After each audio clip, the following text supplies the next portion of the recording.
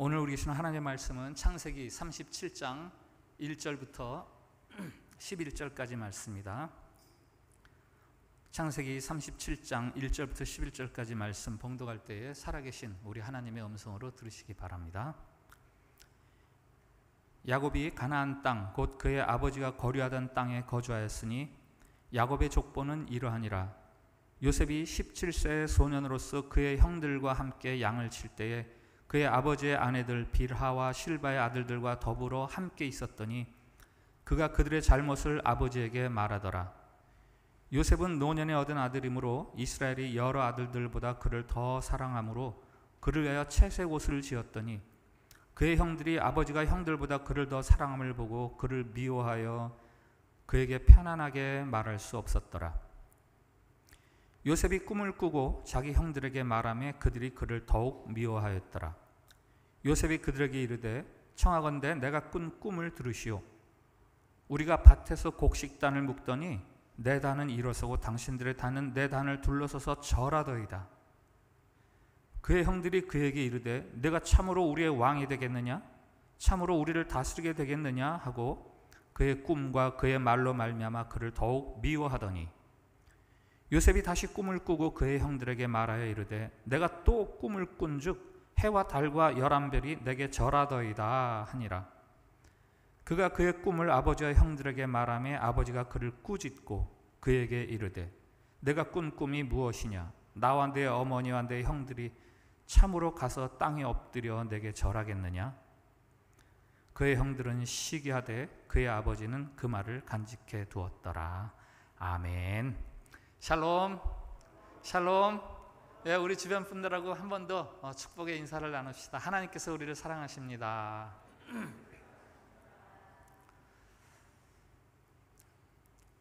전 세계에 이목을 끌었던 미국의 한 청년이 있었습니다. 그는 매우 불우한 가정 환경에서 자라났죠. 아버지가 3번이나 바뀌었습니다. 홍길동이 아버지를 아버지라고 부르지 못하는 서러움을 가지고 자랐다면 그 청년은 낯선 남자들을 아버지라고 부르면서 살아야 하는 그런 서러움을 겪었죠. 이복 형제들과 함께 자라나면서 많은 갈등과 미움, 시기를 경험을 했고 친엄마조차도 나를 무시하는구나, 나를 방관하는구나 라고 느꼈고 그 학교에 가서는 친구들과 늘 싸움을 벌였습니다. 결국은 고등학교를 중퇴를 하고 몇 년 있다가 해병대에 입대를 해버립니다. 그러나 군대에서도 동료들과 늘 다툼이 일어나고 상사의 명령에 불복종하고 결국은 군법회의에 회부돼서 군에서 쫓겨납니다. 외국에 가서 떠돌이 생활을 하다가 어쩌다 만난 한 여인과 결혼을 해서 다시 고국 미국으로 돌아옵니다마는 어느 날 집에 친구들과 같이 모였는데 친구들 있는 데서 아내가 자기를 앞에 두고 자기를 모멸하는 그런 이야기들을 친구들 앞에서 하니까 화가 나서 집을 뛰쳐나오죠. 아내를 포함해서 이 세상에 누구도 나를 이해해주지 않는다라고 생각해서 세상에 대해서 복수하기로 마음을 먹습니다. 1963년 11월 22일 집 창고에 보관해뒀던 소총을 한 자루 가지고 나와서 자신이 한때 일했던 그 시내 한복판의 서적 보관 창고에 올라가서 마침 그곳을 지나가는 한 사람을 저격합니다. 그 이름은 바로 리 하비 오스왈드, 그리고 그의 총에 맞아 죽은 사람은 존 F 케네디. 케네디 대통령의 피사를 두고 여러 가지 이설이 없지는 않지만 오스왈드의 총에 맞았다라는 것이 거의 정설로 이렇게 확정이 되어 있습니다. 오늘 보는 창세기 37장부터 요셉 이야기가 시작이 되는데요. 요셉의 스토리를 쭉 보면은 케네디 대통령을 암살한 오스왈드가 생각이 납니다. 요셉도 엄마가 다른 형제들과 함께 어울려서 자라나면서 많은 아주 심각한 갈등을 겪으면서 자라났습니다. 시기와 질투를 경험하고, 그리고 결국은 떠돌이 객지 생활을 하게 되고, 친구들로부터 배신당하고. 요셉과 오스왈드는 아주 흡사한 환경에서 자라났지만 사실 그 삶의 결과는, 영향력은 정반대로 나타났어요. 한 사람은 한 나라의 최고 지도자를 피해를 입혀서 나라를 극심한 혼란으로 빠뜨렸고, 한 사람은 한 나라의 최고 지도자의 자리에 올라서 어려움 당하는 백성들을 잘 살아갈 수 있도록 도움을 주죠. 이 두 사람의 차이는 환경의 차이가 아니에요. 성경은 결코 사람이 그의 환경에 따라서 삶이 결정된다 이렇게 말하지 않습니다. 요셉은 뭐 타고난 기질이 탁월하거나 뭐 빼어난 그런 사람이 아니었어요. 오늘 17살 때 이야기가 나오지 않습니까? 다른 형제들이 잘못하는 걸 보고 아버지한테 고자질을 했다. 17살이면 우리나라 나이로 고등학교 1학년 혹은 2학년, 뭐 청소년 시절 아니에요? 뭐 그 시절에 흔히 다른 사람 잘못하면 막 고자질 하잖아요. 특별히 다르지 않았어요. 평범했어요. 또 3, 4절에 보니까 아버지의 편애를 받고 다른 형제들로부터 시기를 받으면서 자라났다. 아버지가 요셉을 특별히 아껴서 요셉에게만 채색 옷을 입히니 자연히 다른 형제들이 뭐 요즘 말로 왕따 시키는 거죠. 형제들 사이에서 따돌림 당했습니다. 다른 사람과 잘 어울리지 못했어요. 그러나 요셉에게 다른 게 한 가지 있죠. 요셉에겐 꿈이 있었어요.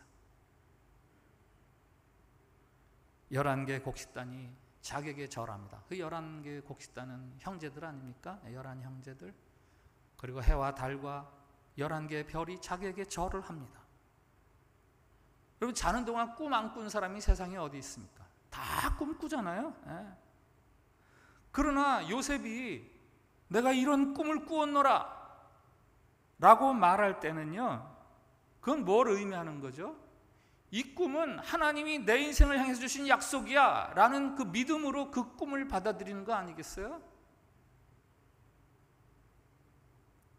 창세기 41장에 가면은 이 꿈을 꾸긴 건데 그게 무슨 꿈이더라?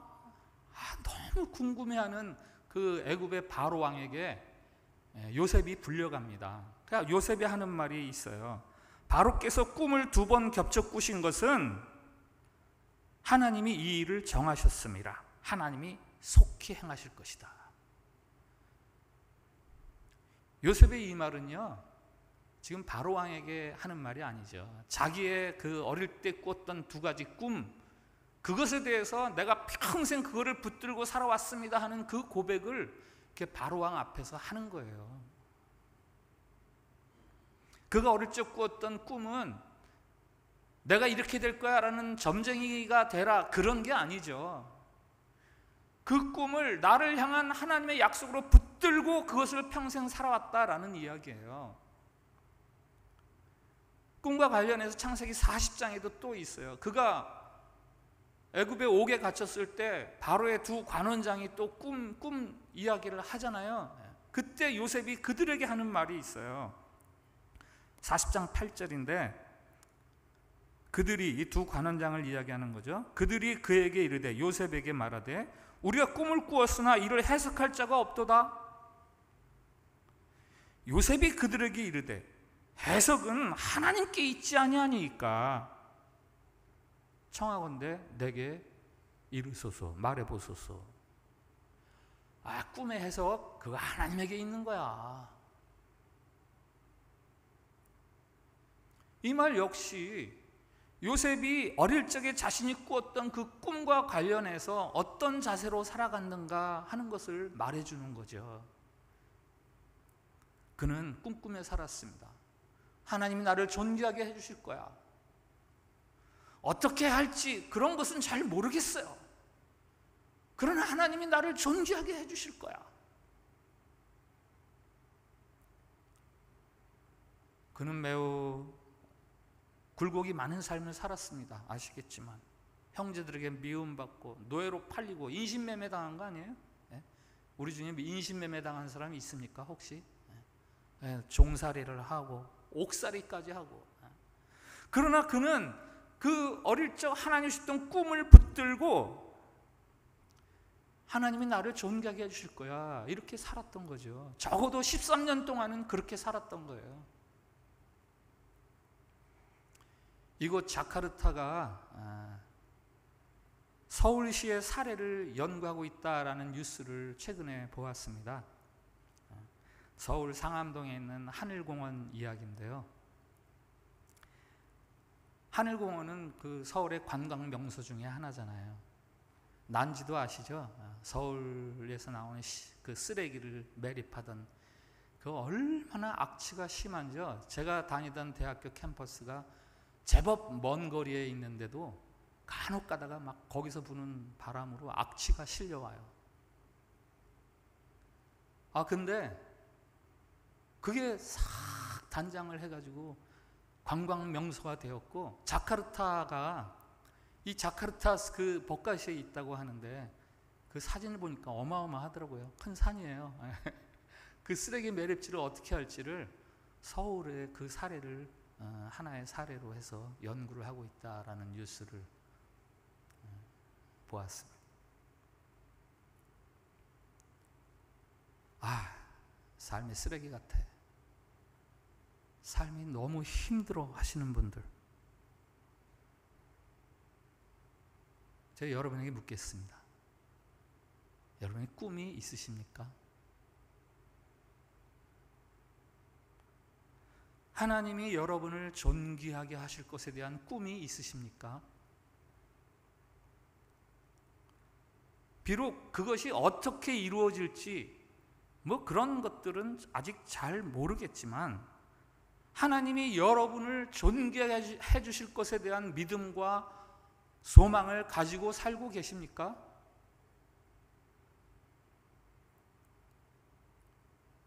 자신을 존귀하게 하시려는 하나님에 대한 꿈을 가지고 살아가는 요셉이 어떤 일을 겪죠? 어떤 일을 겪죠? 다른 형제들부터 미움을 받고 결국 노예살이를 하고, 아버지 심부름을 갖다가 형제들 손에 의해서 죽임당하려다가 그래도 자비를 입어서 노예로 팔려가는데요. 애굽의 군대 장관 집에서 종살이를 하게 됩니다. 꿈을 가지고 살아가는 자들이 치루어야 할 톡톡한 대가에 대한 이야기예요. 이 요셉의 삶을 보면 예수님의 삶에 이렇게 그림자가 드리워져 있습니다. 예수님도 아버지의 심부름을 오셨잖아요. 아버지의 심부름을 오셨잖아요. 이 세상에 인간의 몸을 입으시고, 그 심부름 온 예수님은 하나님의 아들을 사람들이 반가워했습니까? 아유, 우리를 위해서 와주셔서 고맙습니다, 환영했습니까? 아니요. 요셉이 인신매매 당하는 것처럼 예수님도 은 30에 팔리고 결국은 십자가에서 죽음을 당하시죠. 요한복음 1장, 이번 주 수요일 날 성경 공부가 요한복음인데 다 나오세요. 다 나오세요. 요한복음 1장 그 서문으로 그리스도 찬가가 나오는데요. 예수님에 대한 노래죠. 한번 들어보세요. 태초에 말씀이 계시니라. 이 말씀이 하나님과 함께 계셨으니 이 말씀은 곧 하나님이시니라. 그래서 여러분이 잘 아는 로고스, 말씀, 그것을 예수님이다 이렇게 설명을 하고요. 그가, 예수님이 태초에 하나님과 함께 계셨고 만물이 그로 말미암아 지은 바 되었으니 지은 것이 하나도 그가 없이는 된 것이 없느니라. 그 안에 생명이 있었으니 이 생명은 사람들의 빛이라. 빛이 어둠에 빛이 돼 어둠이 깨닫지 못하더라. 좀 더 나가면 참빛 곧 세상에 와서 각 사람에게 비치는 빛이 있었나니 그가 세상에 계셨으며 세상은 그로 말미암아 지은 바 되었으되 세상이 그를 알지 못하고 자기 땅에 오매 자기 백성이 영접하지 아니하였다. 하나님의 약속에 대한 기대를 가지고 그 심부름하는 것처럼 그 뜻에 순종하는 사람들, 그들의 삶이 순탄하지가 않았습니다. 저항이 있고 마치 죽음으로 몰려가는 듯. 바로 이것에 대한 증언이 오늘 요셉에 대한 이야기 첫 번째 이야기예요. 꿈을 품고 사는 자들, 그 꿈을 이루기 위해서 반드시 지불해야 되는 아주 비싼 대가가 있습니다. 닉 부이치치라는 분 아시죠? 제가 영상을 준비하려다가 뭐 다 아시는 분이다 생각돼서 준비 안 했습니다. 태어날 때부터 두 팔이 없고요, 두 다리도 없고 왼쪽 발만 발가락 같은 2개가 이렇게 조금 지느러미처럼 이렇게 조금 나와 있는 사람인데 혹시 모르시는 분들은 한번 영상을 보세요. 굉장히 영상이 많이 나와 있고요. 태어날 때부터 그랬어요. 정말 불우하다 할 사람 아닙니까? 그러나 그에게 별명이 있죠. 사람들이 붙여준 거예요. 희망전도사, 희망을 전하는 사람.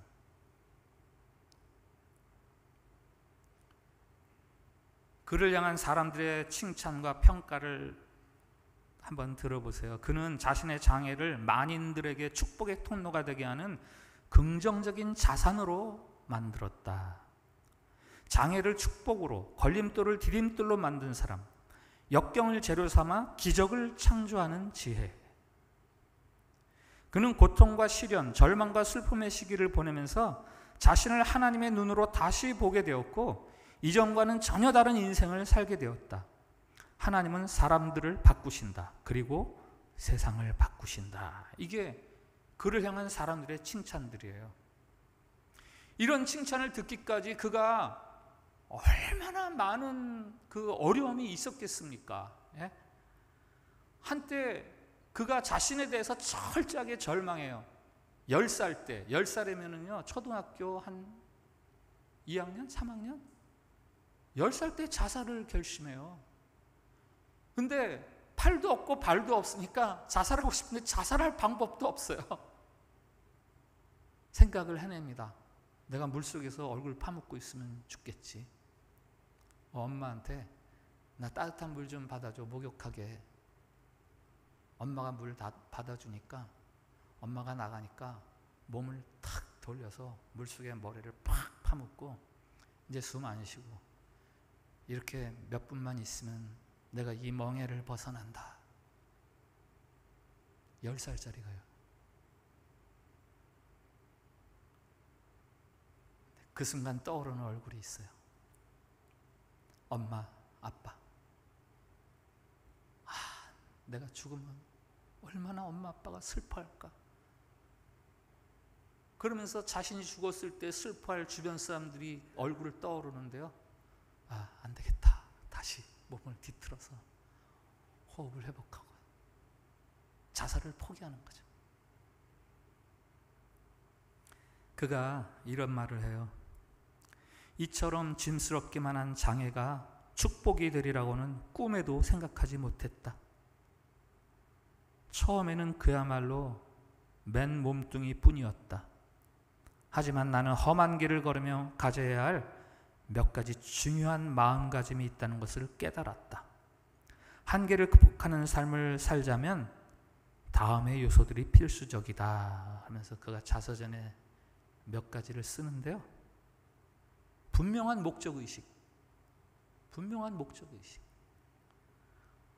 그 다음에 결코 쓰러지지 않는 소망, 하나님과 무한한 가능성을 신뢰하는 굳센 믿음, 자신을 있는 그대로 받아들이는 사랑과 용납, 고상한 태도, 용맹스러운 기상, 달라지려는 의지, 나보다 남을 먼저 섬기는 소명감. 제일 먼저 얘기하는 게 뭐예요? 목적의식. 내가 왜 살아야 하는가? 그 다음에 소망, 믿음, 사랑, 용맹, 고상함, 굳은 의지. 이것들이야말로 바로 하나님으로부터 약속을 받고 꿈을 가진 사람들이 지불해야 되는 굉장히 비싼, 굉장히 어려운 대가들이에요. 비용들이에요. 어떤 사람은 이 비용 지불하는 게 두려워서 혹은 힘들어서 그 꿈을 포기합니다. 비전이 뭐냐? 라고 물으면요, 비전 없는 게 비전인데요, 저는 비전 같은 거 없이 사는 게 제 비전입니다. 꿈이 없이 살아가면 상처 없지요. 아픔도 없어요. 바라는 바가 없는데 무슨 아픔이 있겠어요. 그러나 거기에 없는 게 또 있죠. 만족이 없습니다. 감사함이 없고 감탄이 없습니다. 요셉은 그가 마지막 죽는 순간까지 꿈꾸던 사람이었어요. 죽음 직전에도 그는 미래를 꿈꾸면서 죽었습니다. 그게 저 창세기 맨 마지막 장이 요셉의 죽음으로 끝나잖아요. 맨 마지막 장 마지막 구절이 이렇게 되어 있어요. 죽음 앞에서 요셉이 하는 말로 끝나는데, 요셉이 그의 형제들에게 이르되 나는 죽을 것이나 하나님이 당신들을 돌보시고 당신들을 이 땅에서 인도하여 내사 아브라함과 이삭과 야곱에게 맹세하신 땅에 이르게 하시리라 하고, 요셉이 또 이스라엘 자손에게 맹세시켜 이르기를 하나님이 반드시 당신들을 돌보시리니 당신들은 여기서 내 해골을 메고 올라가겠다 하라 하였더라. 이 죽기 직전이거든요. 지금 요셉이 죽는 순간까지 그가 꿈꾸는 게 있어요. 뭐예요? 약속의 땅, 아버지와 할아버지의 땅 가나안으로 내 형제들이 돌아가는 것, 그것에 대해서 꿈꾸고요. 그래서 갈 때 혼자 가지 말고 내 해골 좀 가져가 주시오.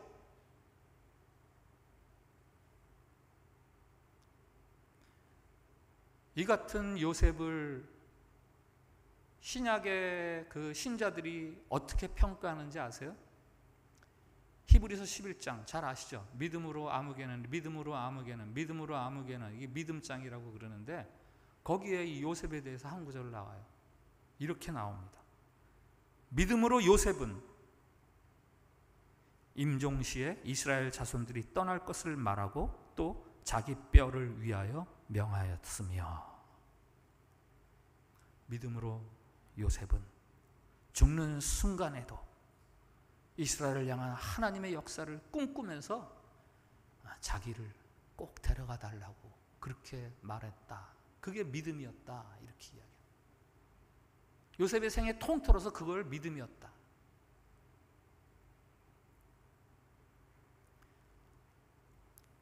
여러분, 우리에게 믿음이란 뭡니까? 여러분 다 신자시잖아요. 믿는 사람들. 여러분들에게 믿음은 뭐예요? 하나님이 나를 사랑하신다.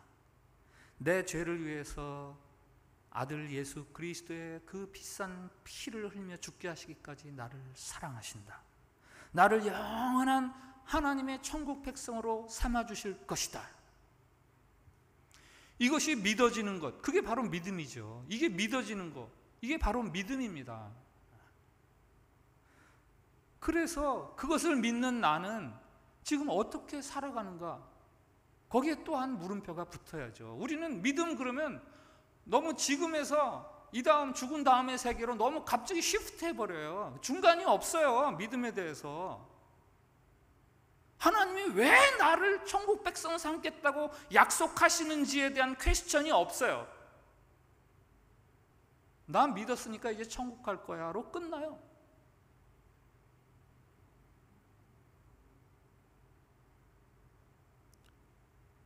하나님을 믿는, 나를 존귀하게 하시려는 하나님을 믿는 나는 그럼 과연 지금 어떻게 살아야 하는가?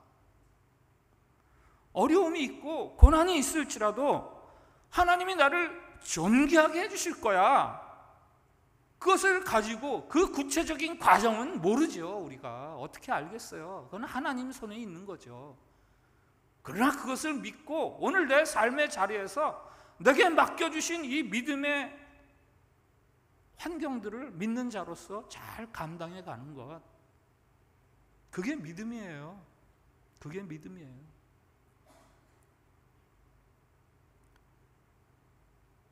저에게는 꿈이 있습니다. 마틴 루터 킹 목사님이 남긴 유명한 말 아닙니까? 여러분, 제게도 꿈이 있습니다. 박윤길 목사에게도 꿈이 있습니다. 하나님 저에게 3번의 무지개를 통해서 제 인생에 꿈을 주셨어요. 1996년 12월, 제가 이제 한 2, 3주만 지나면은 나이 40이, 한국 나이로 40이 되던 때인데, 그때 저는 호주에서 1년 직장 생활을 이제 끝내고 한국으로 돌아가던 길이었습니다. 뭐 아시겠지만 저는 은행에서 일을 했어요. 그 당시에는 한국은 그 자본시장이 규제가 너무 많아서 뭐 상품을 개발하려도 개발할 수도 없고 그냥 다 똑같은 조건에서 이렇게 일을 했는데, 이제 그게 막 자율화되던 그런 시점이니까 은행에서 그 레귤레이션이 없는 그 자유시장에서 한번 선진금융기법을 배워와라. 그래서 이제 저를 1년 동안 시드니 그 캐피탈 마켓에서 일할 수 있게 해주셨어요. 1년 동안 제가 선진금융기법 배웠지만 제가 또 배운 게 있었어요. 하나님과 교회, 그리고 세상, 그리고 무엇보다도 나를 바라보는 영적 안목이 새롭게 열렸습니다. 교회와 주변 사람들을 섬기느라고 1년 동안 전심전력해서 살았어요. 아주 열심히 봉사하면서 살았습니다. 그랬더니 시드니를 떠나던 그 시점에 제 가슴속에는요, 이 교회의 영광에 대한 그 뜨거운 불길이 막 활활 타오르고요, 그리고 다른 사람을 섬기는 삶에 대한 제 뜨거운 마음들이 막 샘솟듯 일어나고, 무엇보다 세상으로부터 칭찬들을 하나님의 하나님 되심, 그것에 대한 그 사모함과 간절함이 막 절절절절 흐르는데요,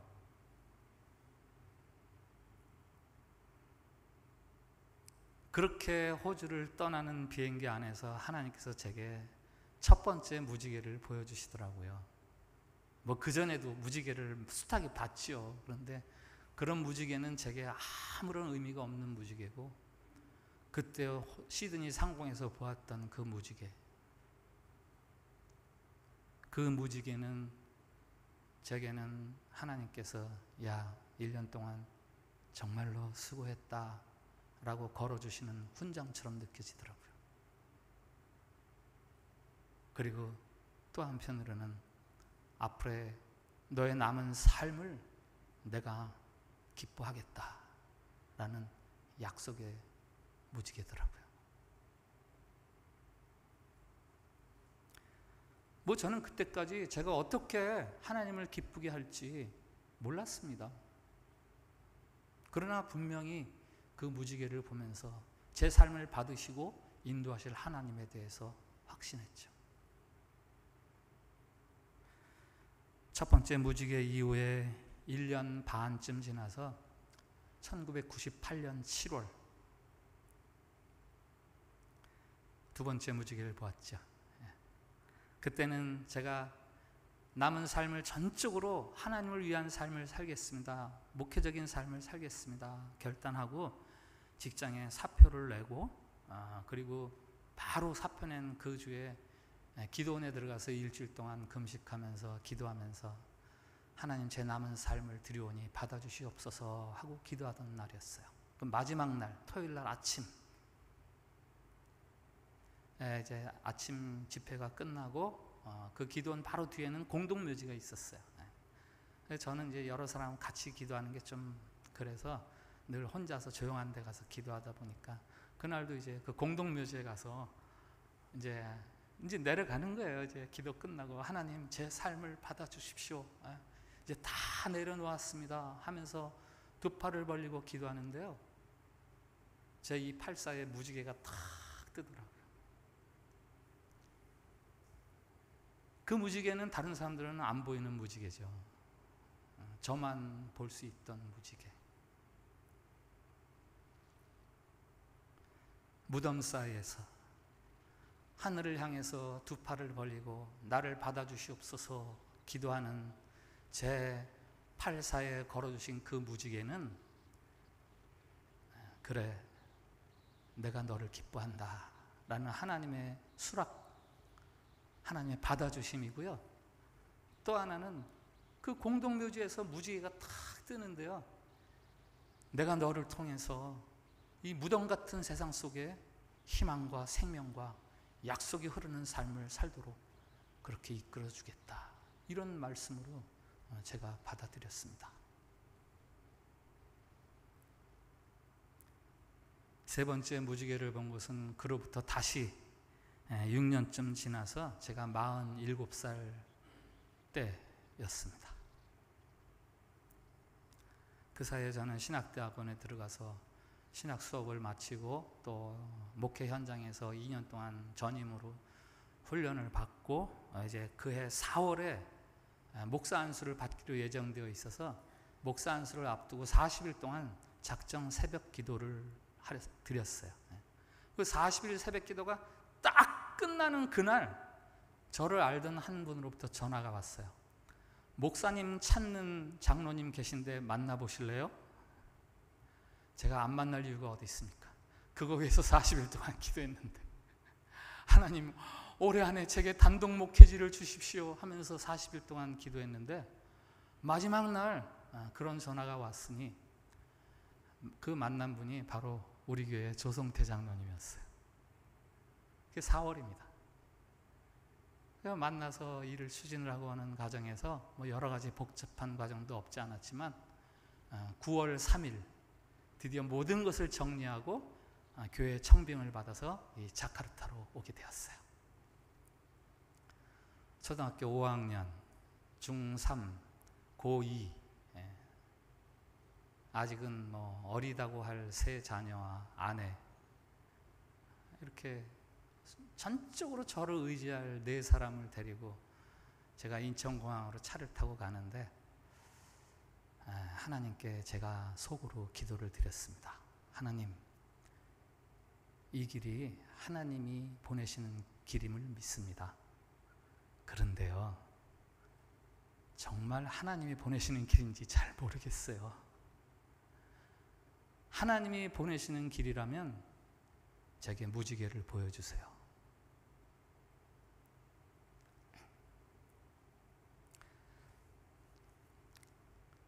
낯선 땅으로 가족들을 데리고 오는 한 가정의 가장으로서 그리고 하나님의 뜻을 찾아 살기를 소원하는 한 목회자로서 하나님께 구한 기도였어요. 그리고 비행기를 타고 대한항공이었죠. 자, 인천공항을 이륙하는데요. 글쎄요, 몇 분이나 지났을까요? 창가에 아내가 앉고 그 옆에 제가 앉고 그 옆에 아이들이 앉고 제가 유심히 창밖을 내다보았는데요. 저 밑에서부터 무지개가 쫙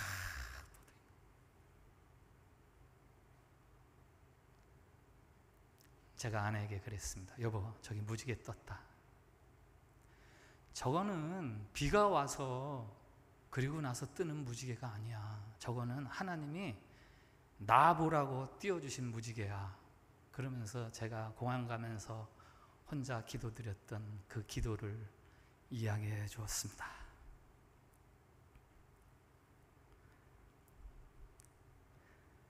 그리고 지금까지 17년 반이라는 짧지 않은 시간이 지나왔어요. 그동안 저는 무지개처럼 행복한 삶을 살았습니다. 부족함이 많은 목사임에도 불구하고 교인들로부터 많은 사랑과 지지와 격려를 받으면서 살았고요. 또 하나님의 은혜로, 뭐 이런 말씀은 죄송하지만 그래도 자카르타에서 칭찬 듣는 교회 몇 개 하면은 그 중에 빠지지 않는 교회가 우리 참빛교회가 되었고요. 뭐 자카르타 올 때는 꿈에도 생각하지 못했던 그 인도네시아 복음화를 위한 선교적인 사역의 열매들도 지금은 뭐 제법 열매가 맺혀졌어요. 이건 순전히 하나님의 은혜죠. 순전히 하나님의 은혜죠.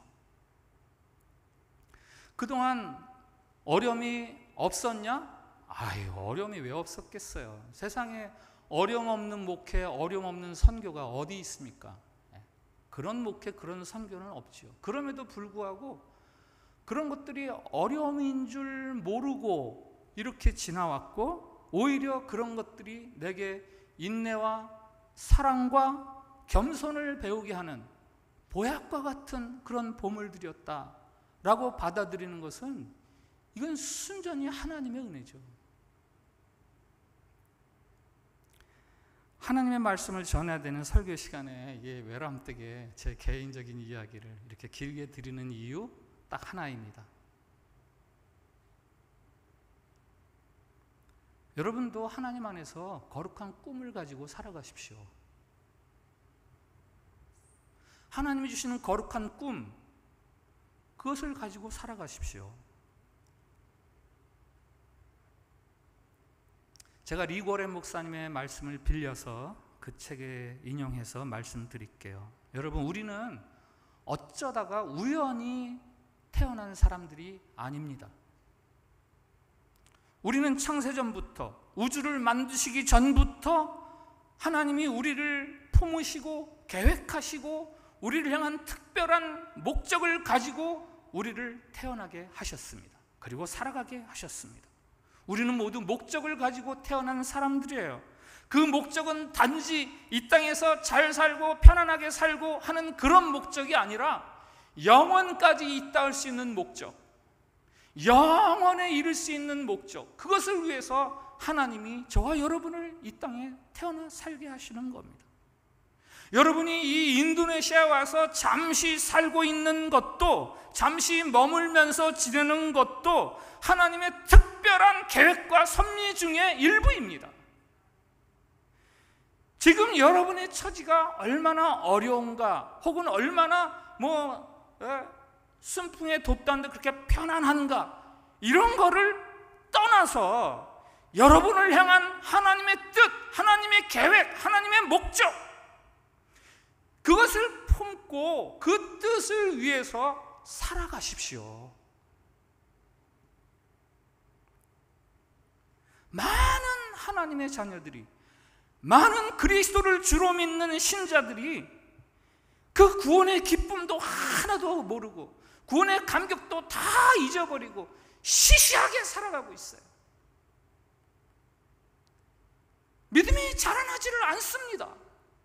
자라나는데 정말 손톱만큼씩 자라나요. 양육이 더뎌요. 왜 그런지 아세요? 나를 향한 하나님의 목적을 모르고 살아가기 때문이에요.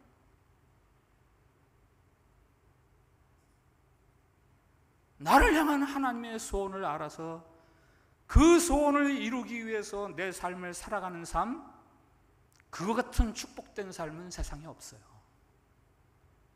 다시 한번 반복할게요.